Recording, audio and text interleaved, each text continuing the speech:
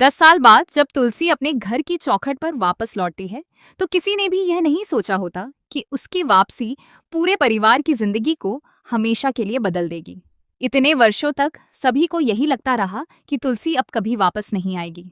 कर्ण और गौतम ने भी अपने दिल से उसकी यादों को मिटाने की कोशिश की, लेकिन वक्त के साथ उन्होंने अपने रिश्तों और जिम्मेदारियों से भी दूरी बना ली। जब तुलसी घर छोड़कर गई थी तब कर्ण और गौतम एक जिम्मेदार और समझदार इंसान बनने की कोशिश कर रहे थे। तुलसी हर कदम पर उनका मार्गदर्शन करती थी। अगर वे कोई गलती करते तो वह उन्हें प्यार से समझाती और सही रास्ता दिखाती। लेकिन उसके जाने के बाद घर में ऐसा कोई नहीं बचा जो उन्हें टोक सके। धीरे धीरे दोनों अपनी मनमानी करने लगे। गलत लोगों की संगत, लालच और अहंकार ने उनकी सोच बदल दी। परिवार की खुशियां बिखर गईं और घर का माहौल पूरी तरह बदल गया। अब जब तुलसी अचानक घर के दरवाजे पर खड़ी होती है तो सबसे पहले कर्ण और गौतम की नजर उसी पर पड़ती है। दोनों कुछ पल के लिए स्तब्ध रह जाते हैं। उन्हें अपनी आंखों पर विश्वास ही नहीं होता, लेकिन अगले ही पल उनका चेहरा गुस्से से भर जाता है। कर्ण गुस्से में कहता है, आपको यहां आने का कोई हक नहीं है। जिस दिन आपने यह घर छोड़ा था उसी दिन हमारे लिए आपका रिश्ता खत्म हो गया था। अब इस घर में आपके लिए कोई जगह नहीं है। गौतम भी कर्ण का साथ देता है और कहता है, हमने आपकी गैर मौजूदगी में सब कुछ संभाल लिया है। अब हमें आपकी जरूरत नहीं है। कृपया यहाँ से चली जाइए। तुलसी उनकी बातें सुनकर भी शांत रहती है।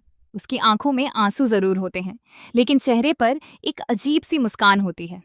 वह बिना कुछ कहे अपने बैग से एक पुरानी फाइल निकालती है और पूरे परिवार के सामने रख देती है। जैसे ही सभी उस फाइल को देखते हैं, पूरे घर में सन्नाटा छा जाता है। उस फाइल में ऐसे दस्तावेज होते हैं जो साबित करते हैं कि पिछले 10 सालों में जिस दौलत, बिजनेस और आलीशान घर पर कर्ण और गौतम अपना अधिकार समझ रहे थे, उसका असली मालिक कोई और नहीं बल्कि खुद तुलसी है। इतना ही नहीं, तुलसी ने घर छोड़ने से पहले ही सारी संपत्ति एक ट्रस्ट के नाम कर दी थी, जिसकी अकेली ट्रस्टी वही है। बिना उसकी अनुमति के कोई भी उस संपत्ति का मालिक नहीं बन सकता।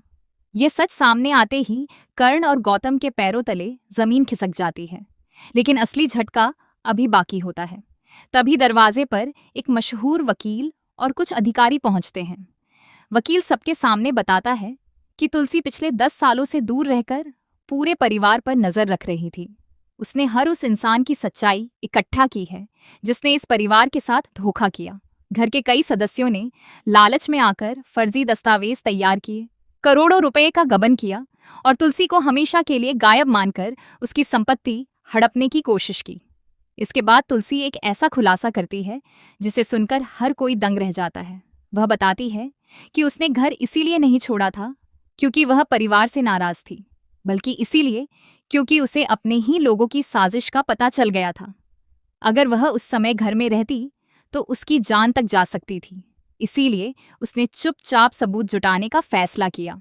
इतना सुनते ही परिवार के कई सदस्य एक दूसरे का चेहरा देखने लगते हैं। तभी तुलसी एक और ऐसा राज खोलती है जो पूरे घर को हिलाकर रख देता है। वह बताती है कि पिछले 10 सालों से परिवार का सबसे भरोसेमंद सदस्य ही असली गुनहगार है।